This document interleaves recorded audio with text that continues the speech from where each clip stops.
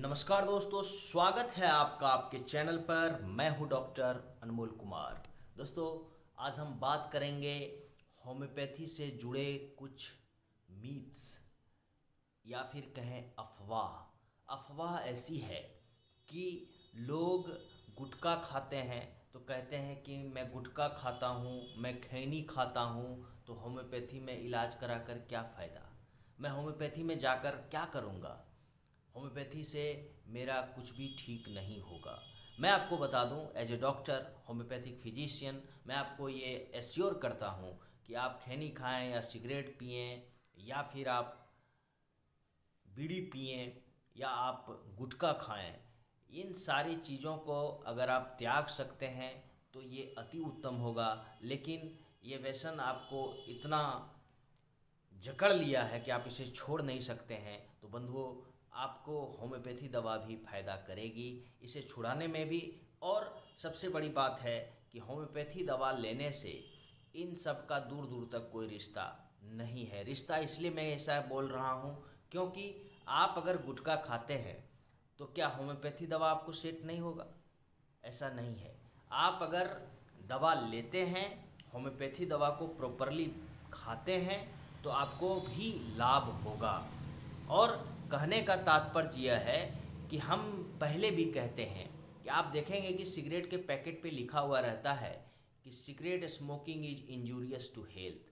ये आपके बचाव के लिए है, आपको सावधान किया जा रहा है कि आप सिगरेट ना पिएं, लेकिन लोग पीते हैं।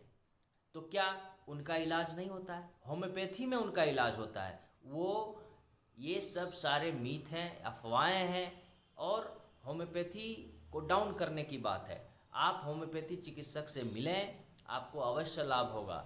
और कई ऐसे रोगी हमारे क्लिनिक में आते हैं जो गुटखा खाते हैं, जो खैनी खाते हैं, लेकिन उनको होम्योपैथी दवा काम करती है, अवश्य काम करती है, और तुरंत फौरन इसका असर देखने को मिलता है। वहाँ पर आपको एक परहेज करने की आवश्यकता है। इस बात को आप अवश्य समझें कि अगर आप खैनी गुटखा खाते हैं तो आप दवाई का सेवन अगर आप 10 बजे करते हैं तो 3 घंटा के बाद आप 1 बजे अपना सिगरेट पी लीजिए, खैनी खा लीजिए, गुटखा खा लीजिए। तो ये 3 घंटा का अंतर आपको अवश्य रखना चाहिए। और दूसरा जो अफवाह है कि होम्योपैथी में बहुत परहेज करना पड़ता है, लहसुन प्याज नहीं खाना पड़ता है, तो ये भी अफवाह ही है।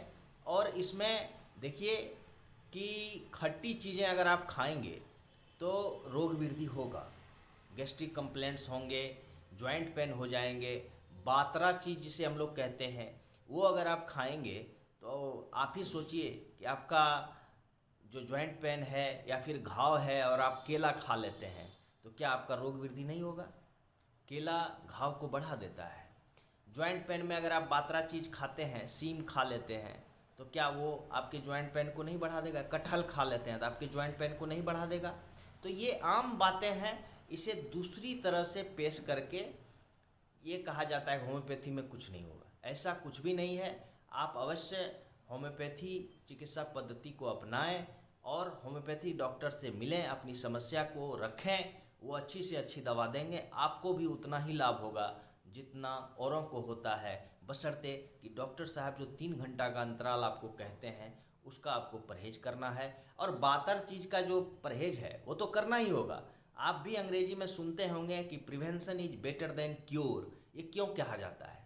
Prevention is better than cure. आपको पहले ही बचाव के लिए बता दिया जाता है कि आप फलना रोग से ग्रसित हैं, आप अगर यूरिक एसिड आपका बढ़ा हुआ है और आप हाई प्रोटीन का इंटेक कर रहे हैं, आप हाई प्रोटीन खा रहे हैं, आप रेड मीट खा रहे हैं, तो क्या आपका यूरिक एसिड ठीक होगा? तो ऐसी स्थिति के लिए ही हम बचाव के लिए लोगों को इस तरह की बातें कहते हैं और उन्हें सुझाव देते हैं कि आप अगर परहेज में रहकर होम्योपैथी दवा का सेवन करते हैं तो आपको अधिक से अधिक लाभ होगा। आप त्वरित लाभ पाने के हकदार हो जाएंगे और होम्योपैथी आपको तुरंत आराम देगा। धन्यवाद।